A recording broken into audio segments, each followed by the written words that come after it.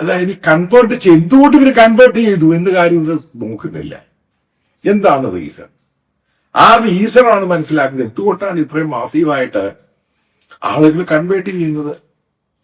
എന്തുകൊണ്ടാണ് ആ മാസീവായിട്ട് ഇത്രയും ആൾക്കാര് ഓരോ ചെറിയ ചെറിയ ഹോം ചർച്ചുകളിൽ പോകുന്നത്, ഹൗസ് ചർച്ചിൽ പോകുന്നത്?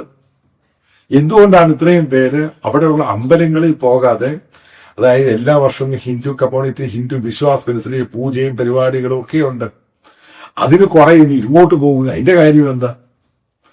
മനസ്സിലാക്കുന്നത് UP എന്ന് പറഞ്ഞ സ്റ്റേറ്റ്, ഉത്തർപ്രദേശ് എന്ന് പറഞ്ഞ സ്റ്റേറ്റ് നിങ്ങൾ കാക്കെടുത്ത് നോക്കണം. അതായത് ഗവൺമെന്റ് BJP തന്നെ ഭരിക്കുന്ന ഗവൺമെന്റ് BJP ആണ് ഭരിക്കുന്നത്. ഏറ്റവും കൂടുതൽ ദളിത് അട്രോസിറ്റീസ് ആക്ട് ഫയൽ ചെയ്തിരിക്കുന്ന സ്റ്റേറ്റ് ആണ്. കേസുകൾ UP യിലാണ് ഏറ്റവും കൂടുതൽ ഈ കേസുകൾ നിർത്തലാക്കേണ്ട. ദളിത് അട്രോസിറ്റീസ് ആക്ട് നിർത്തലാക്കണമെന്ന് പറഞ്ഞ് ഏറ്റവും കൂടുതൽ പ്രകടനവും പ്രതിഷേധവും ഒക്കെ നടത്തുന്നത് UP തന്നെ. കാര്യമുണ്ട്. കാരണം അതാണ് ആ സ്റ്റേറ്റിന്റെ പ്രത്യേകത. അതുകൊണ്ടാണ് BSPയും ഈ പറയുന്ന ദളിത് പാർട്ടികൾ വലിയ സംഭവമായി മാറി അവരോട് ഭരിക്കുകയും ചെയ്തു. അതതിന്റെ കാര്യം. എന്തിനാ യോഗി ആദിത്യനാഥ് എന്ന് പറഞ്ഞ OBCയെ അവിടുത്തെ ചീഫ് മിനിസ്റ്റർ ആക്കി വെച്ചിരിക്കുന്നത്? അതിന്റെ അപ്പുറത്തായിട്ട് 2 ഡെപ്യൂട്ടി ചീഫ് മിനിസ്റ്റേഴ്സ് ഉണ്ട്. അതിലൊന്ന് ബാക്ക്വേർഡ് ക്ലാസ്. അതിന്റെ കാര്യം എന്താ? ഇതൊക്കെ അതിന്റെ റീസൺ. കാരണം അവരെ ഒഴിവാക്കി നിങ്ങൾക്ക് മുന്നോട്ട് പോകാൻ പറ്റത്തില്ല. അതിനകത്ത് മാസീവായിട്ട് ആൾക്കാർ കൺവേർട്ട് ചെയ്യുന്നുണ്ട്.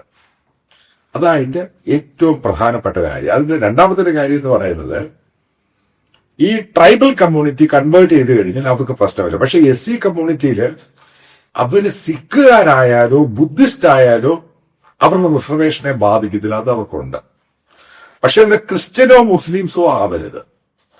ഇത് മാത്രമേ ഉള്ളൂ. ഇതാണ് അതിന്റെ പ്രത്യേകത എന്ന് പറയുന്നത്. പക്ഷേ ഇതൊക്കെ നിന്നിട്ട് പോലും, ഇതൊക്കെ പല ആവർത്തി ഇത് വന്നിട്ടും വലിയ രീതിയിൽ പ്രതിഷേധം ഉണ്ടായിട്ടും അടിയും പിടിയും അടപ്പീരും ബഹളവും അറ്റാക്കും ഒക്കെ ഉണ്ടായിട്ടും എന്തുകൊണ്ടാണ് വീണ്ടും ഇത് വളർച്ച ഉണ്ടാകുന്നതിന് അതിനെപ്പറ്റി ഒരു വെൽ സ്റ്റഡി, ഇവർക്കെല്ലാം സ്റ്റഡിയൊക്കെ ചെയ്തു വെച്ചിട്ടുണ്ട്. പക്ഷെ അവർക്ക് അവർ മാറാൻ തയ്യാറില്ല. അതായത് കാസ്റ്റ് ഡിസ്ക്രിമിനേഷനുമായിട്ടും സനാതന ധർമ്മവുമായിട്ടും മനസ്മൃതിയുമായിട്ടും മുന്നോട്ട് പോകണം.